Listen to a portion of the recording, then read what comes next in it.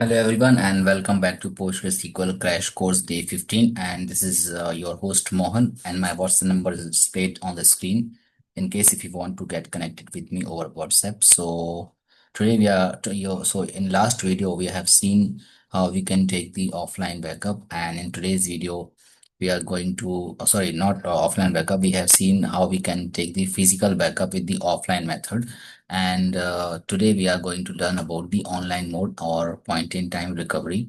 So we'll see how we can set up the point in time recovery in Postgres. So we'll see the details. So this is the continuous archiving and point in time recovery, or we can say this is in the online mode. So continuous archiving is the process of archiving the write ahead log files.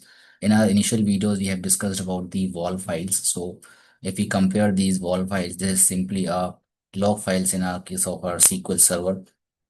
So what we will do, we will archive those WAL files to achieve the point in time recovery. Archiving means simply copying those files into some different folder. We call it as archive folder. And point in time recovery, it is as a DB, we already know that what is point in time recovery. So it is basically ability of a database to recover till particular time. For example, if we have deleted some record at particular time, and if we have set up all the log backups in SQL Server, we can restore our database till that point.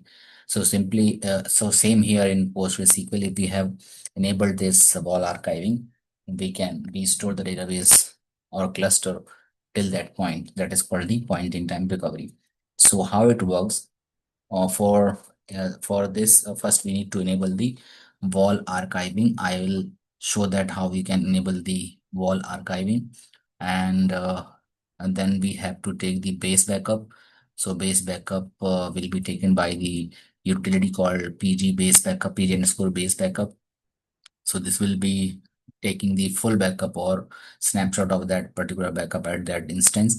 And this archiving will be enabled. And if we want to restore the database or cluster till particular point before the crash happened or before the accidental deletion, we will first restore the base backup and we will apply all the uh, wall records to get the point in time.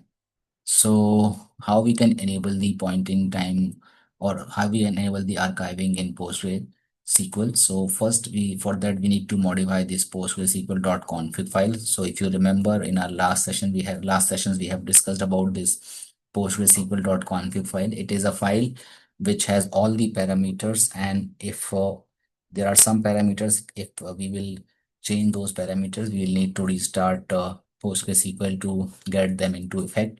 So those parameters which we will change for the enabling archiving is, like, there are three parameters. One is the wall level. So by default it is replica, and there are two other modes of this wall level. One will be minimal and other will be logical. So minimal will be simply used for minimal logging, and logical will be used mostly for the logical replication or change data capture. But in archiving we will be using this replica, and archiving mode by default it is off, and it is not enabled. So we will change it to on, and we will set the archive command. So there is particular format to set those archive commands. So we need to write this copy and then this percentage p in this format, and we need to mention the path of the archive folder. So it will, instead of single backslash, we will be giving the double backslash. And after that we need to restart the PostgreSQL, and we can verify if archiving is enabled. So we will see that in our cluster. So I'll go here and I'll connect to our PostgreSQL. So this is the username, and I will verify whether the archiving is enabled or not. So this is a command. So here it is saying it is off, right? So let me quit from, oh, sorry, I could have stayed there. Right. So now what I will do, I will move this. move to this folder called data directory, and here we have this file PostgreSQL.conf. I will open this file and I will simply go check for wall here. Next. Okay, so here you can see this wall level. By default it is not enabled as it is commented. So we'll remove the comment, and this is replica, and as I have explained about minimal logging, and this logical is for replication, but we are using here this replica, and it says like change requires restart. After that, there are another parameter which we need to set is the archive mode. So it is off at present. By default we'll make it as on, and I will remove this comment. Apart from that, there is archive command. This also we need to set. So I've already written those commands, archive command and single quote. So this is the format we need to give. So this C archive wall, and I will show you 1 minute.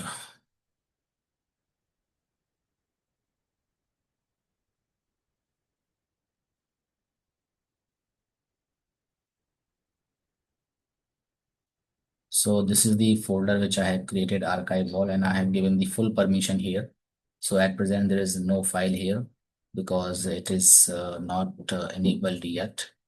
So what we have done, we have just modified our PostgreSQL config file.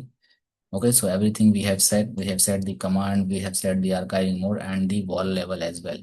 Then we will save this file, right? Close this file, and I'll move to the command prompt and we'll run the command again, show archive mode. It is still saying as off. You know why? Because we haven't restarted the SQL, PostgreSQL till now, so it is not taking into effect. So I'll restart this.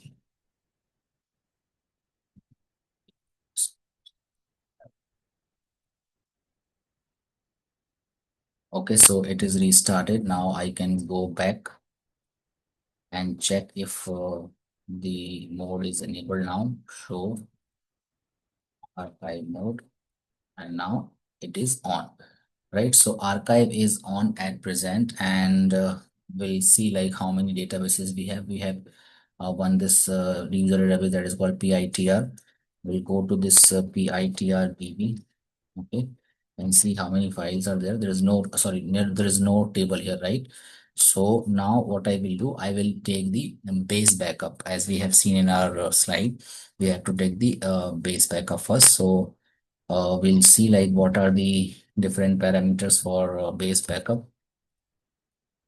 So for this, for anything, if you want help for any utility, we will type the name of that utility, and then we'll press hyphen hyphen help. Okay, so this is the hyphen D which we will be using. It means it will create the directory.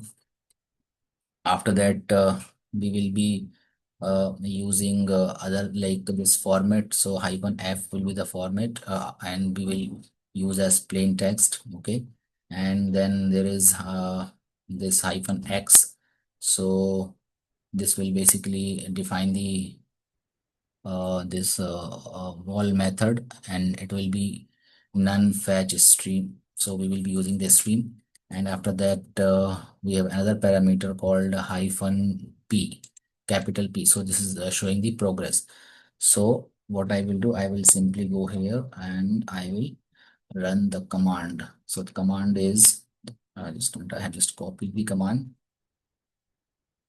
So pg base backup hyphen D, this will be showing the directory. So make sure that you have the folder available. So I have already taken this, I've already created this backup folder and I have given the full permission, and then user Postgres and fp access and p this progress. And I have shown all those parameters here. So in case if you want to get more details, you can read all these. Okay, so it will ask for the password. Okay, so it is showing the progress as we have given hyphen capital P. So it is basically copying all those files which are inside the folder of data. So now the backup is completed, and if I will go back and check this, so all those folders or all those files which are present in the data folder, it is copied. So this is called the base backup, right? And now in so this inside the base backup, there are a few wall files. Those are also archived. So this, let me show you one more thing here.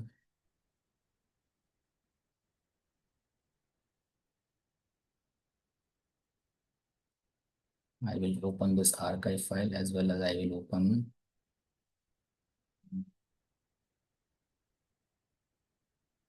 the Postgres folders, because in the Postgres folder we have one folder called wall files, right? pg underscore wall here, right? So this pg underscore wall, it has all the files or all the changes which we do in the PostgreSQL cluster. And this is the archival. Once archiving is done, so those files will be transferred from here, from the wall to the archival. Okay. So now what I will do, I will simply go and create a table inside this folder, inside this database. Let me move to the database first.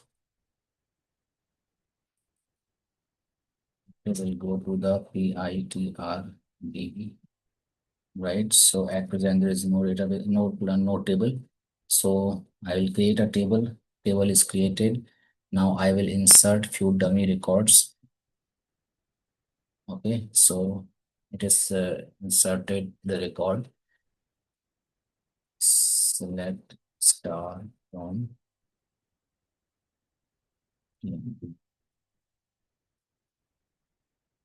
Okay, so we have 10 rows. So let me show you. Okay, just see that here we have three files, 17, 12, 17, 12, and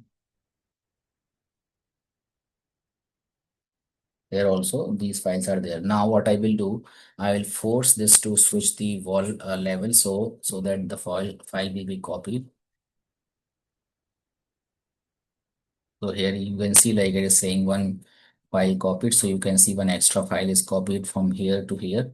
Okay, so this is how it works. And if you want to insert more records in that particular file, or in that particular table, I will do that. Okay,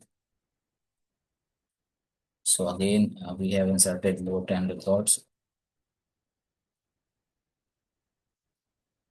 Okay, so now I can again say see this. We can again instruct that it should switch the wall. So let me show you again. So here we have four files now, and if I will run this command, it will again copy the files from wall files to here. Now we have five wall files, right? So this is how the archiving works. So this is it for today, and in next video I'll try to show you how you can restore the database from like to point in time if your database has crashed. So yeah, this is it for today, and I'll see you in the next video. Till then, enjoy learning. Thank you.